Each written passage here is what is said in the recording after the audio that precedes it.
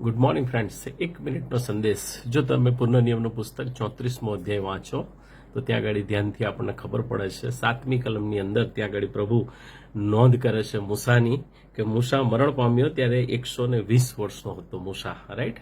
ગઈકાલે આપણે જોયું હતું એના 40 વર્ષ 40 વર્ષ અને 40 વર્ષના 3 તબક્કા, રાઈટ. પણ અહીંયા જ્યારે મૂસા મરણ પામે છે ત્યારે એની આંખો એ ઝાંખી પડી નહોતી અને એનું અંગનું કવચ ઘટ્યું નહોતું, એટલે શરીરે હેમખેમ હતો, રાઈટ. 120 વર્ષે પણ, અને એની આંખોનું કવચ ઘટ્યું નહોતું. કેમ? કારણ કે એની આંખોએ જીવંત ઈશ્વરને જોયા હતા, રાઈટ. અને જ્યારે જ્યારે એ સિનાઈ પહાડ પર જતો હતો, ઈશ્વર બોલાવે ત્યારે, રાઈટ, ત્યારે એનું મુખ એટલું બધું પ્રજ્વલિત થતો હતો કે જ્યારે નીચે આવતો હતો ઈશ્વરને મળીને ત્યારે એના મુખની આગળ, એના મોંની આગળ એ પોતે એક કપડું ઢાંકતો હતો કે જેથી લોકોની સાથે વાત કરી શકે. કેમ? કારણ કે ઇસરાયેલ પ્રજા, રાઈટ, એના મોંને જોઈ નહોતી શકતી, રાઈટ. એટલું પ્રકાશિત એનું મોં હતું.